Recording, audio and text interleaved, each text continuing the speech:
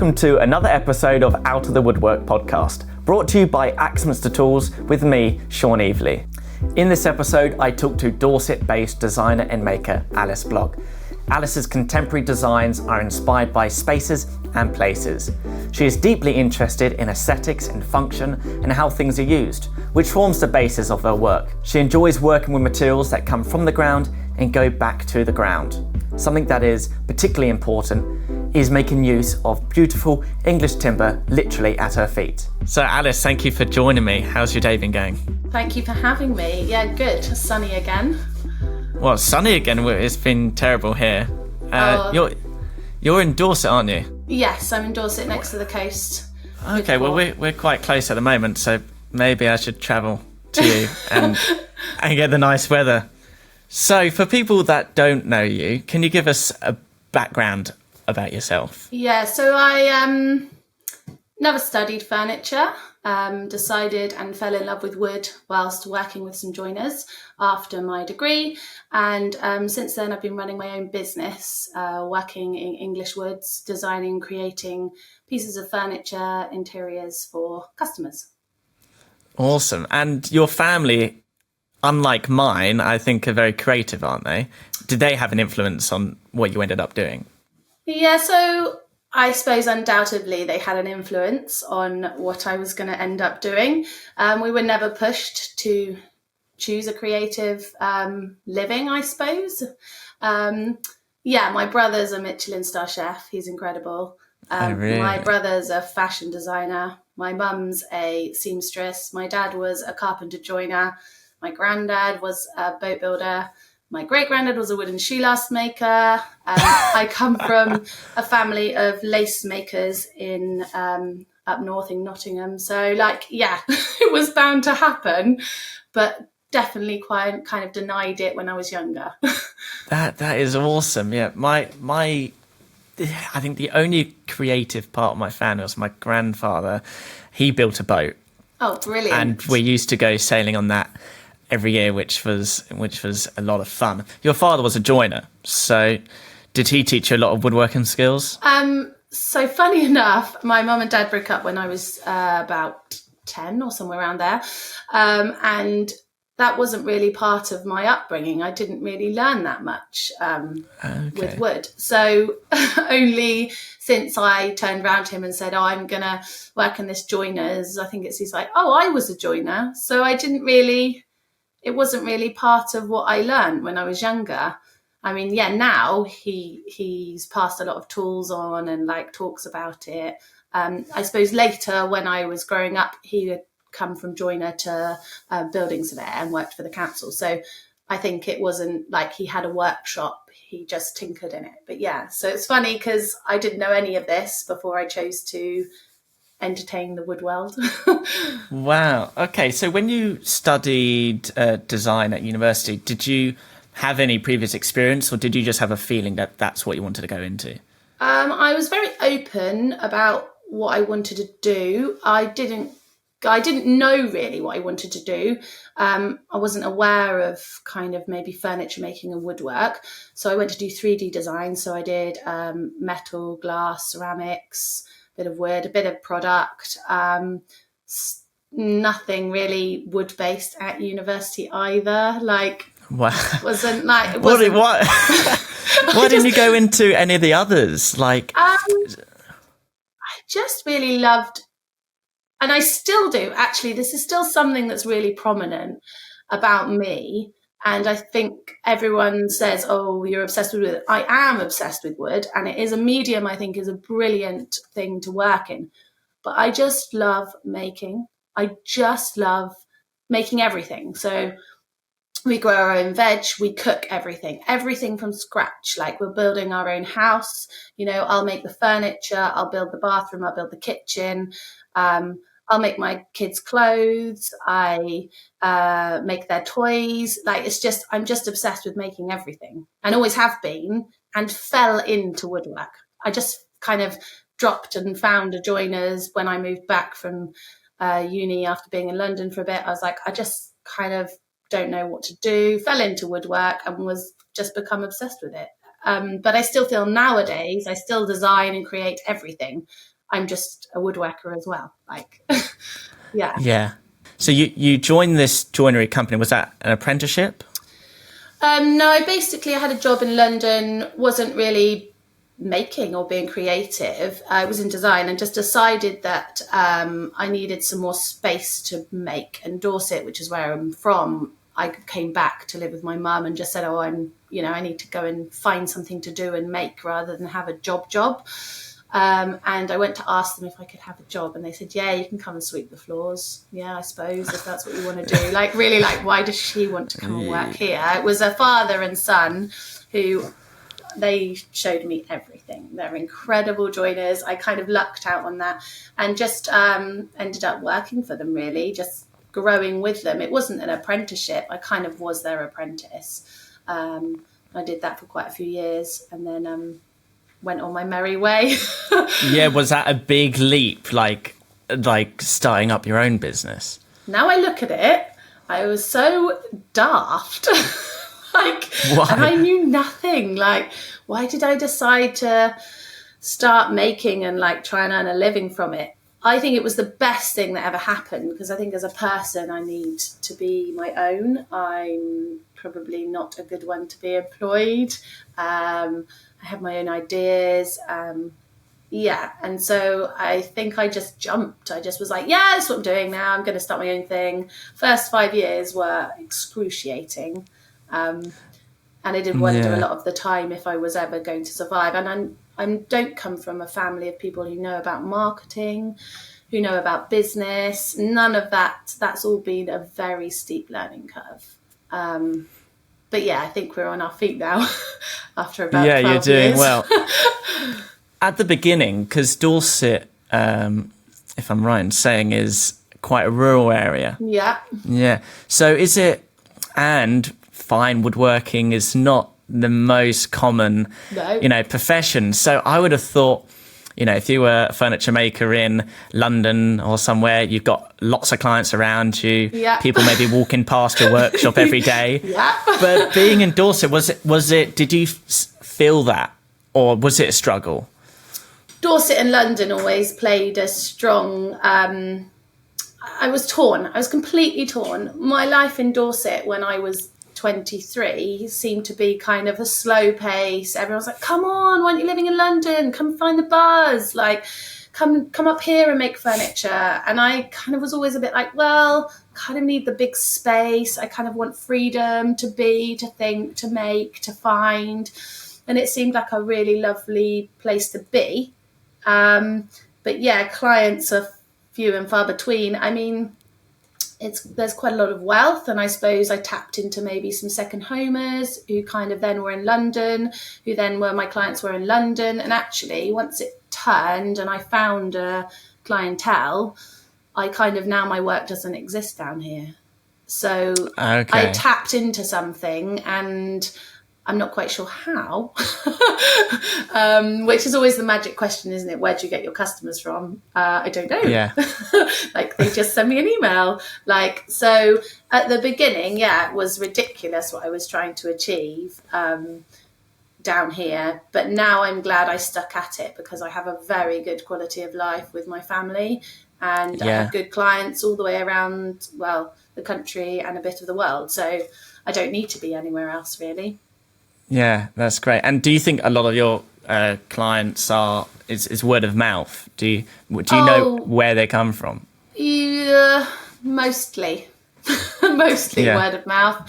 Some people find us through things, and you wonder. We always ask, and they always say, "Oh yeah, I saw this person, and they saw that, and then I saw this thing, and then I emailed you," and you kind of think, "Wow, that's a very small percentage of a way to find me." No. But yeah, they definitely is kind of word of mouth. And I think our work's got to a level that it speaks for itself. So that's quite nice in a sense. Yeah, definitely. If you're making high quality pieces and people will recommend you. But you kind of hope people that are looking for a woodworker will just type in Alice Blogg on Google. Yeah, that would intrigue me if they type that's a woodworker, isn't it? Yeah. I'm not sure if we're quite at that level yet, but yeah. Yeah. So you're very lucky to live very close to a woodland. And I know using home homegrown, is that the right word? Or just locally sourced timber is important to you. And you wouldn't get that in London, I guess. So yeah, I think that's something I find really important. I know it's quite on trend right now. And I think that it's really good because a lot of people are talking about it. I feel that it's something that's innately been in me just because that's how I've grown up, having produce from our land. And I'm really happy that it's important that we can all talk about it quite openly now, rather than people say, oh, there's her, she grows her own veg and eats it all. And like now it's like, oh, cool, wow, can you tell me more? Can we get involved in this? Oh, where did the wood come from? Like, it's part of everyone's conversation and it's absolutely brilliant. I don't think that will ever change, really, in everyone's thought process. Well, hopefully not. And I'm lucky to be able to do that. Yeah. Yes. No. Is it your own woodland? It's not my own woodland. That's a dream. That's a dream one day, maybe. No, I have my workshop on an estate, and it's the guy who owns the estate has lots of woodland, and he's really into trees. He's amazing. His name's Victor. He's a legend. Okay. Yeah. And he just lets you cut down what you want. Not really. Like you. So I don't really. It works in many ways. If I have a project that's quite specific, then I'll ask him if he's got something, and we work on that. I also know a lot of people. It's rural, you know, everyone really who lives around and stuff, and they really help me in finding things. Or if anyone hears of something, they could kind of contact me, and I know people to kind of transport it, cut it up, store it. So I have a timber shed which stores everything. So we have timber from many different locations. It's not just one. And some specific for jobs and some that I just can't refuse and store for later on because, as we know, timber takes a long time to dry. It does, but it is one of the most enjoyable. Do you cut it up yourself and slab it up? So I have two very young children and I've had to take a few steps backwards from being involved in absolutely everything manually, which has been a really refreshing thing to do, actually. Used to do all of it with everyone, but now I have many different people we use within our company, me and my husband, who we have people who slab it up, people who store it, stack it. We use people for their own knowledge, essentially, who help us out on every task and make for us. So I'll make prototypes and then pass it on to someone who can make it. We have carvers. We use blacksmiths. We have a big network of people who we support, essentially, through our business. It is amazing, collaborating with other people and taking advantage of other people's skills. Yeah. And you now employ people because at what point, because you were started off on your own, at what point did you start employing people?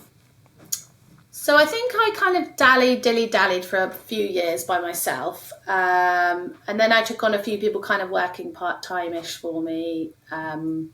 And freelancing, and then I kind of decided, like, this is ridiculous. I kind of need to make a big step and have people. So it's probably after about 7 years of trying to figure it out and understand business and how to grow and how to take less pressure off of myself, step away from the bench a bit, which is the hardest thing to do if you're innately a maker, and to make sure that you're sufficed in a certain way rather than just running a business, which is never what I wanted it to be, just a business. It's kind of a lifestyle choice as well. So it was a slow burner to get some people working, and I think it's the biggest step to overcome, really, to have people helping work for you.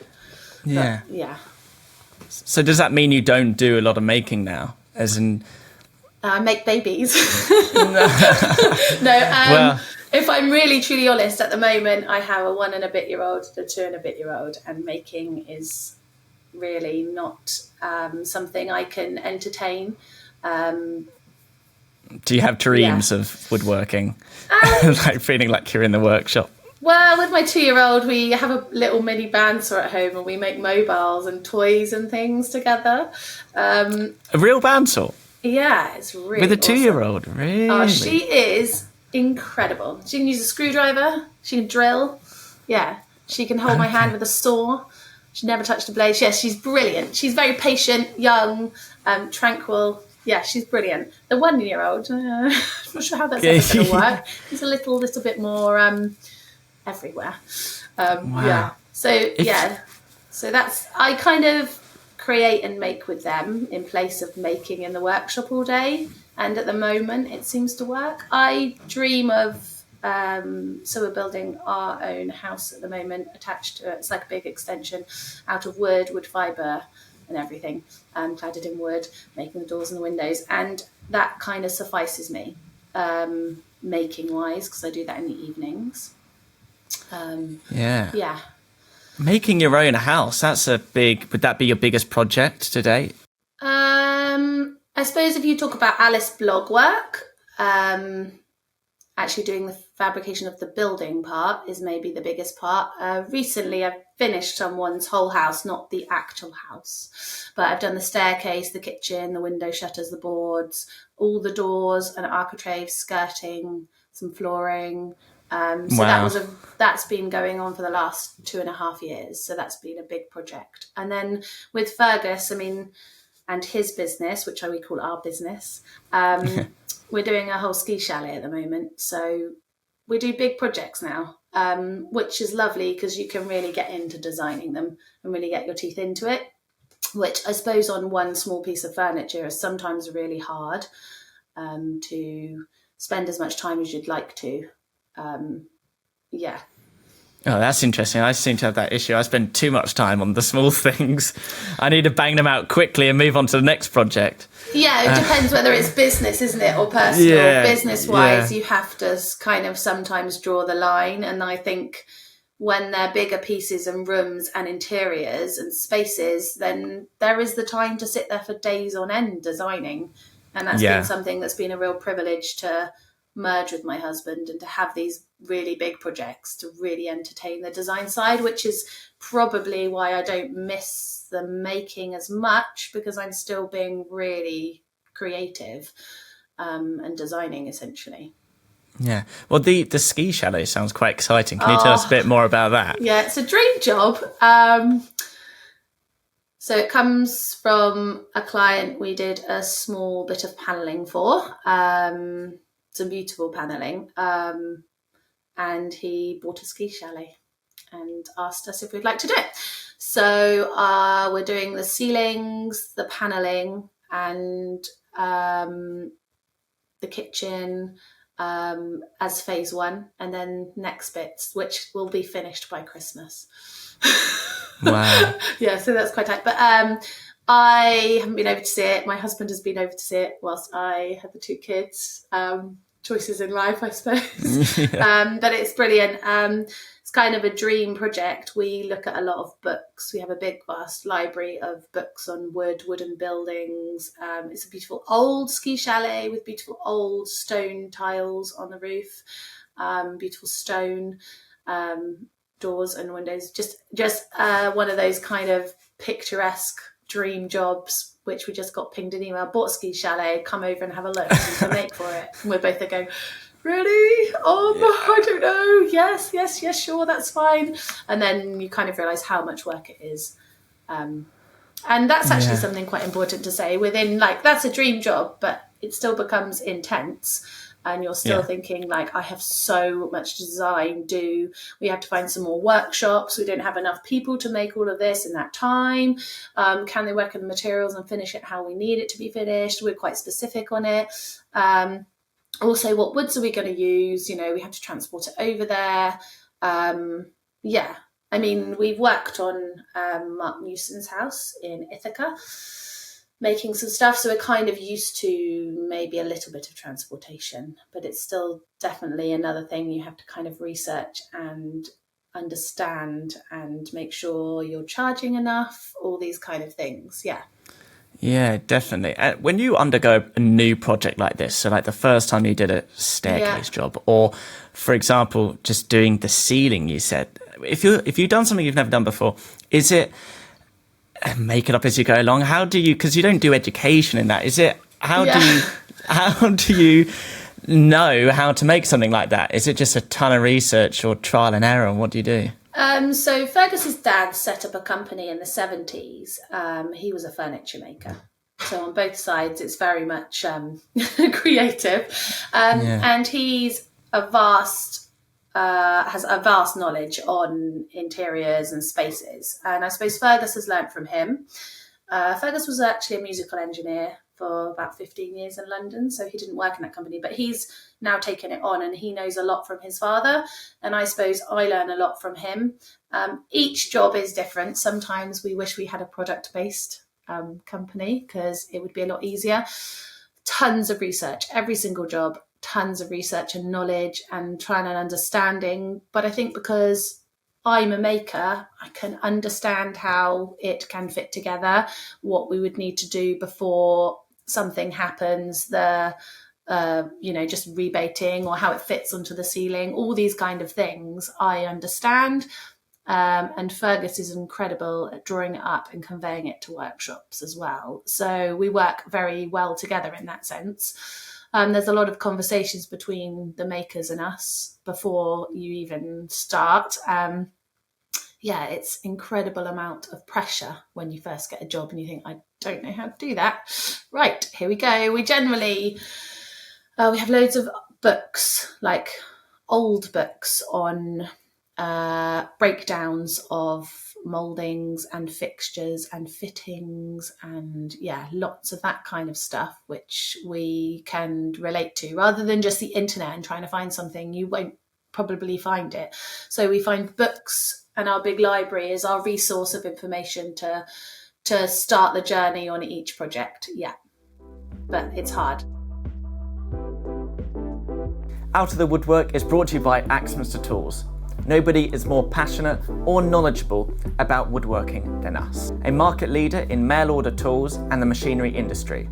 We offer a friendly and personal service to many thousands of woodworkers around the world. Whether you're a trade professional, a business owner, an education leader, an amateur DIYer, or a hobby enthusiast, we share your passion. Discover more from Axminster Tools. Just visit www.axminstertools.com.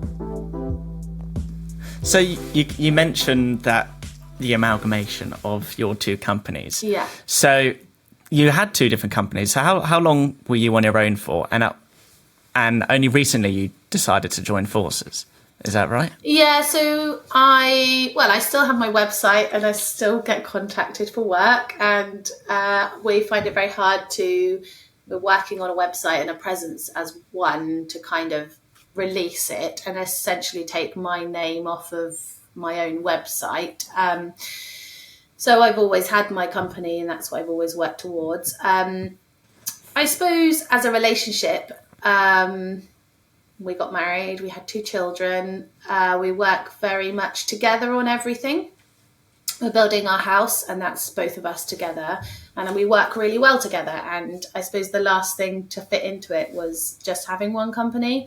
I suppose it's hard because both companies have a big presence and squashing either one doesn't work. So I always say, just let go of my name. I don't need it. I don't care. And I was going to say, you're not attached to your name. Oh, no. So Ferg always says, oh, no, we can't do that. You've got to keep going. And I always laugh because I'm like, I just don't care anymore. Like, I have 2 children. I have like, what does it matter about Alice Blogg? And he's like, oh, no, everything matters. So it's this kind of funny relationship we have with my name, really. He cares more about it than you. Yeah, he cares a lot about what keeps me going, and he knows what makes me thrive, and he doesn't want to squash it, and he's the best person for empowering me. Also through having children, helping me work whilst I have them. We don't put them in nursery. That's our own choice. They come to workshops with us. They do everything with us. They eat with us. They cook with us. They clean with us. When I say that, I give them a Hoover. It's not exactly clean. But it's a choice of a lifestyle I think we're trying to create. It's not easy, but I feel it's better for them in the long run. And so the businesses have to become one because we can't possibly market 2 businesses. And actually, the most refreshing thing is we work so well together. Why shouldn't it be one? I think people will still contact me for my work, and they evidently do. You'll say no, or That you don't do we'll that just anymore? say, yeah, that's fine. If you'd like me to work for you, this is our company and this is how we run. I'm happy to discuss it with you. And of course, I'm the creative director, so we can run it through the company. And actually my customers who I have, obviously they work with Ferg and Alice now rather than just Alice. So they kind of is that the new name, is it? Ferg and No, Alice? it's Artis is Fergus's company. Okay. Artis and Alice is the new company name. Artis and Alice. So creative. I like it. I do like it. Just basically both of them together. I think we would like to, I suppose dreaming is just be known as us guys making. One thing that's quite exciting at the moment is a series you're filming with the BBC. Can you talk a bit about that? Yeah, so recently been away up at Stonywell, which is a National Trust property. Ernest Jimson, kind of somewhere I've always wanted to go and have a little sneaky peek at. Brilliant place, humble cottage of an incredible arts and crafts designer. So there's a new TV programme called Make It at Market, and it's about mentoring people who want to go into a creative business. So I'm mentoring woodworkers. So there's 2 furniture makers and 2 bowl turners in wood. And it's about talking to them and developing their products and pieces and seeing where we can place them and seeing how they can make a creative business out of their work. So we filmed and met, and then we've been mentoring for the last few months, and then we met again to talk about where they lie and what they could do. I think that's as much as I can say. Okay. Without giving anything away. I'm not sure. Yeah. I'm not sure how much we're meant to say and how much we're not meant to say. But yeah, it's been really lovely to be involved in it. And is there making on the show? Are they filmed the guys making? So there's some making of them doing some pieces, which is really lovely, and me talking about the pieces. And so you give them feedback. And evaluating them. Yeah, there's nothing of me making on there. I'm the sensible one. Okay. Was it fun? Did it feel like you're judging, like a judge on the show, or? It's the reason I didn't mind being involved in it. I mean, obviously I haven't seen it aired yet. But there wasn't it wasn't a competition essentially where one person won. It was genuinely about helping people and them finding their creative paths, which, if I had that at the beginning of my business, it would be incredible. So I think that's something that I believe in, and I think in general I get a lot of emails from young woodworkers wanting some help, or can I pop in, can I say hi, and where possible and if I have time, I definitely always try and answer questions or put them in touch with someone or somewhere which can help. And I think as people in creative businesses, I think we have a duty to help people who want to come into them. And I definitely was helped by so many people, and still I email people all the time or ring them and say, hi, I was wondering if you could help me. I've got this interesting project and I know nothing about it. So I think I'm still helped, and people have always helped me along my journey, and that's the only reason I'm where I am. So the whole TV programme is about that, and it's been kind of refreshing to work in a different area. TV, never worked in TV. Do you have the TV bug now? Do you want to do more of it? I suppose my passion is creating and making and designing. I don't mind TV. If a show came along where you were the maker, then that probably would be more up your street, wouldn't it? Maybe. I suppose sometimes on these things you're made to be quite quick in your making and show something very quickly. And I suppose the projects we work on are so big now, and so much thought goes into them. It can't be put up in 5 minutes. Yeah. So I kind of like that about our work. I don't know if I want to do it on TV. I'm not sure. I just kind of like my life to be a little bit of everything. I'm not very good at doing the same thing or drinking the same drink every day. So it's just been really refreshing to go and do something, and also them ask me to be the mentor has been a lovely kind of, oh, actually, I think I might be all right at Woodwork. Yeah, okay. Yeah, all right then. Like, it's been refreshing to understand that people maybe think that I'm all right for what I do.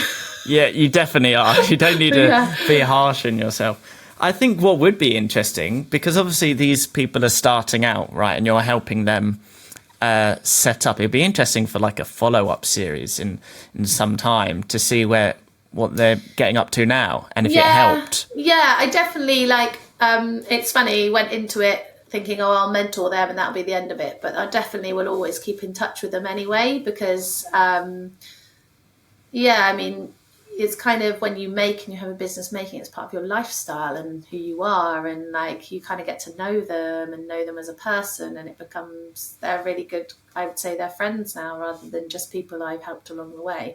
But yeah, it would be nice. I think they are thinking maybe of another series. I don't know. Oh, teaser there. Yeah. I think you'll be getting an email. Yeah, what have you said? Yeah, no, I'm pretty sure we're allowed to talk about it. I think those people, what you would have told them would have been extremely helpful, and they'll probably continue to email you now and send you messages for help. Yeah, they do. They've kind of tapered off a little bit, which has been interesting, because I'm like, oh, What about me? What about me? Well, you're not asking me any questions. But yeah, it was also really good to work with Dom from the repair shop. He was the presenter. Okay. So yeah, it was nice to work with him, and everyone was lovely. And meet some other creatives, not obviously just in woodwork, because there was ceramics, art. There were lots of different textiles, lots of different people, different mentors, and we were all there on the same days, so we got to meet everyone. So it's a real creative buzz, really. That's cool. Glass blowers. Yeah, it was really lovely. So I'm interested to talk about your work and your inspiration, because you're very inspired by spaces and places. Yeah. Where do you think that came from? I think I've always been able to visualize 3D, and I've never understood that was something that no one can do. So if I would be in a room, I mean, as a child, I would rearrange my bedroom all the time, trying to understand the space. But I think my mum took us to lots of places that were beautiful, as in buildings, not just generically beautiful that everyone goes to, but ruins, or on holiday we'd go to interesting kind of factories or just places. And I think that's always been there. I've never really understood it. And when I say places as well, it doesn't have to be a building, but also just why I'm probably in Dorset in the first place, and what exists around us, like the trees. And I think since meeting my husband, we walk around and look at LED flashing of buildings in towns. We look at windows. We look at doors. Date night. Yeah, date night, LED flashing night. No joke. I think it's become quite apparent to me and Fergus that, or Fergus and I, that most people don't do that. And it's quite odd. But that's what we've become obsessed with. And these buildings don't have to be massive period mansions that are opulent. They're generally quite humble places that have potentially been made by craftsmen in the past that really inspire us in not what we work in, but just a catalogue of images and processes that we like to be able to reference when we come to work on something. Oh, remember that door we saw back in 2 years ago on that trip? Oh yeah, okay, fine, let's find that picture. Oh, there it is. Yeah, brilliant. Okay. Yeah, and I suppose this inspiration has become an obsession, really. Yeah. Yeah, that is interesting, and getting inspiration from different things. You know, a lot of people find it difficult to get inspired, and I think a lot of people look at other people's work. But being inspired by spaces and places is quite interesting.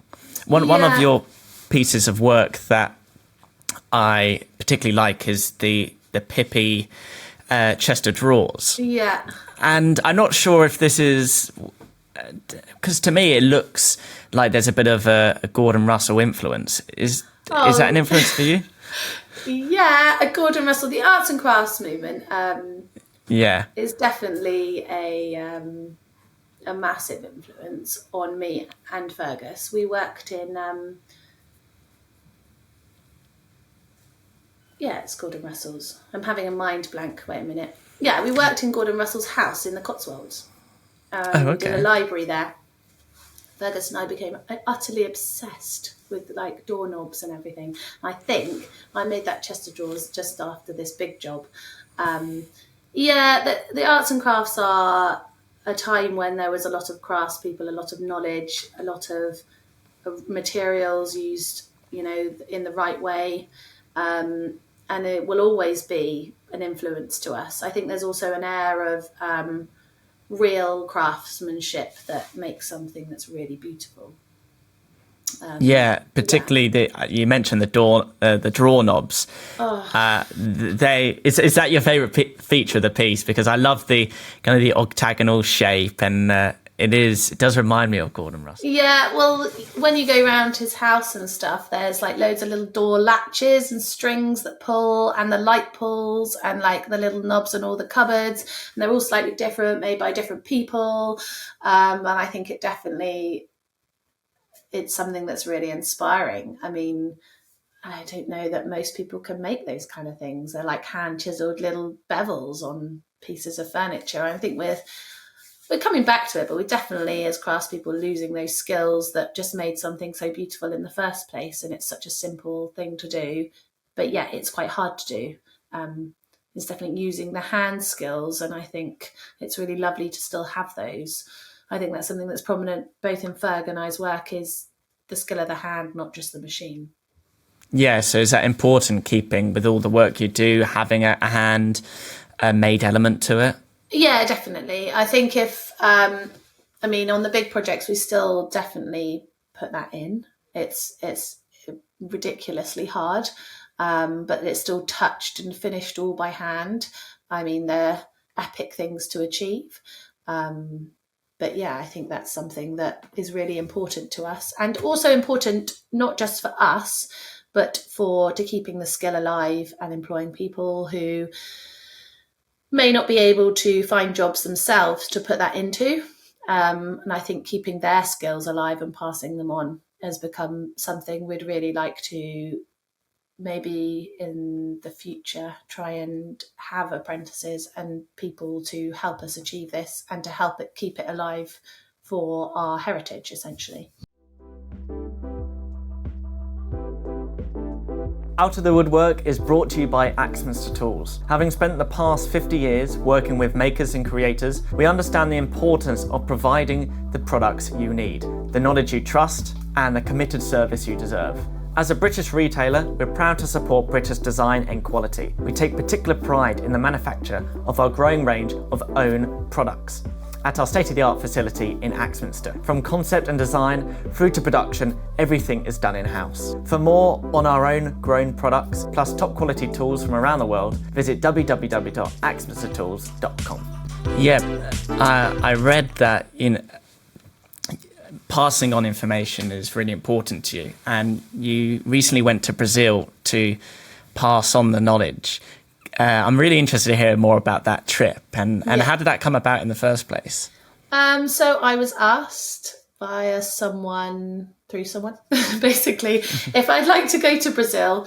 It was part of British Council export team to help people in favelas who were women, empower them by starting a workshop space so they could maybe start making a living to make things, essentially.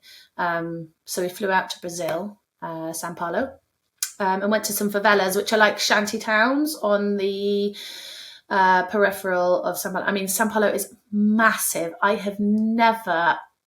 We travelled 4 hours to get to this place, and we were still in Sao Paulo.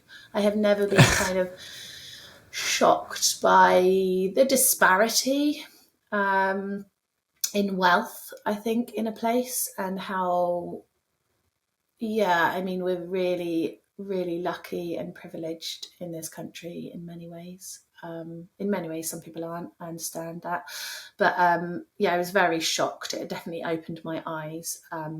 This was before I had children, thankfully. So I probably wouldn't have emotionally been able to deal with it if I'd had my children and been out there. But and so we found a workshop and set up some materials coming in that were free from places like pallets and stuff, and taught them a few skills to try and empower them essentially as humans. A lot of them had children, didn't have any money, just lived in these favelas, but they were very happy. It was a really lovely thing to see. I think they still have access to this workshop and the materials that come in. And I know that some people were making some small things and trying to sell them on the markets and stuff. And it was a start of a language. I mean, there's an architectural company over there that help these women build their own houses in favelas. So it was also part of that. It was more of a conversation and a start of something to go forwards, essentially. Yeah. Yeah. What was your biggest takeaway from the trip? I suppose I still feel this in some ways. As a person, I'm privileged to design and make things, I suppose, for the wealthy. And is this really a business that I want to do? When there's so many people in the world who need our help to empower them, and making is a really, really strong, powerful way of connecting people and helping others who don't have anything, essentially. And visiting somewhere in the world I never thought I'd even kind of go. It was one of the most dangerous favelas in Sao Paulo. We were escorted through, essentially, and seeing how they live and what they do and how they're happy with nothing, essentially. I mean, it was just a very touching, very, very much touched a nerve. And I think it's really good to always reference it as a point. And to maybe, that's why I think when maybe I come out of having a family and building our own house, I think there's maybe something that is always in there to give back, and not just to maybe a community, but to people who really need it, essentially. Like, they really need it. They really need us. This is also just before we were out there as Bolsonaro came into power, so it was a very turbulent time at that point. But yeah. It sounds like an incredible trip, and you like passing on the information and in your knowledge and keeping the craft alive. Yeah. And it sounds like you definitely will go back into teaching, whether it's abroad or over here, or... Yeah, I've dabbled with teaching for a long time. When I worked at the Joiners, when I first started, I taught back at my school to A-level students 1 day a week, because they heard I was back and they were like, well, what are you doing? I was like, I'm working in a Joiners, like, come and teach. So I went and taught, and I definitely have a fulfillment when I'm teaching and passing knowledge on or doing talks. I do quite a few talks here and there. Something that needs to be a part of my life. I teach my children at the moment. They're a big part of my life. I can't just not teach, I suppose, and they probably get me teaching them a bit too much because I have no other outlet of teaching. But I'd like to say, I think when, as a person, you become quite tight for time in points of your life, we have definitely reached a point where we're saturated. And so these things of giving come in other forms. But I think as we maybe have a bit more time, I'd like to give a bit more to maybe local community, youngsters, places, whether it's just our local community or whether it's bigger. But I'd like to explore that, definitely, yeah. I feel we maybe have an opportunity to help people. Yeah. So before we go, can you tell me about one of your favourite pieces that resonates with you the most? Is there a story behind it? Is it inspired by something quite, special to you? So I have many favourite pieces. Probably the one that I hold the closest is my towel rail. I made it. It's the first piece of furniture I ever made. I've never sold that one. I still have it. It's probably the only piece I really have because everything else kind of comes in, goes out, or people buy it. I make another one. It's kind of a bit more fluid. It started me on my journey, and it's quite a lot of people always talk about it.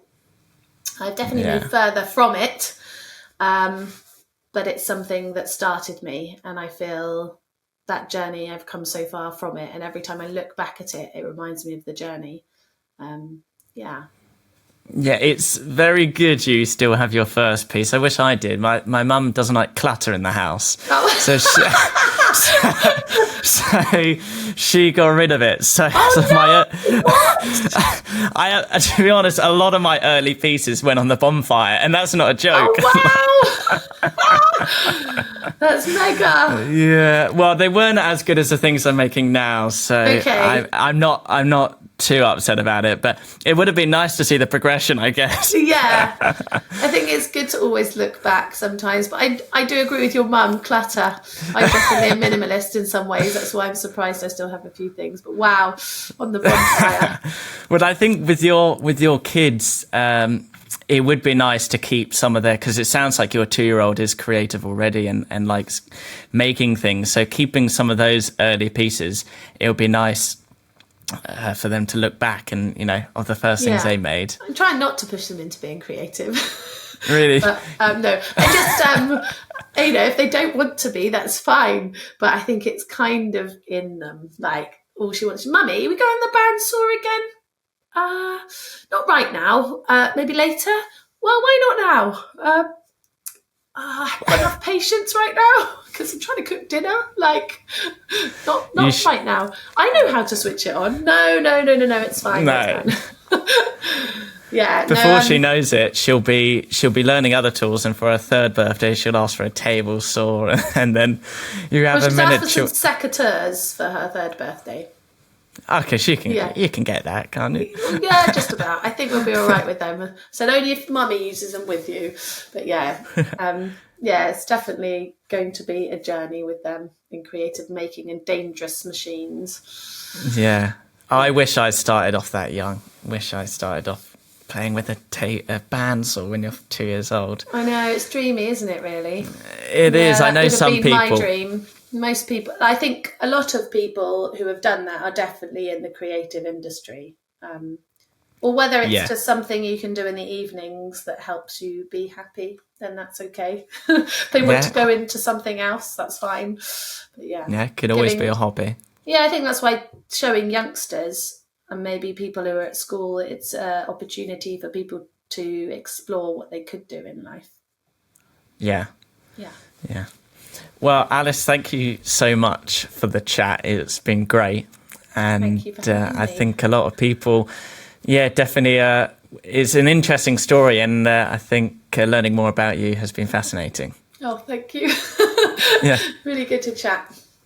Yeah, so thank you. And before we go, can you let everyone know where they can find you? Yes, www.aliceblogg.co.uk. Great. And your address? No, I'm joking. Yes, if you'd like to stalk me and look at my front door. Yeah. Okay. Well, thank you. And I hope I can meet you in person one day. Yeah, love to. Nice to chat. Thank you very much. Okay. Bye. Bye.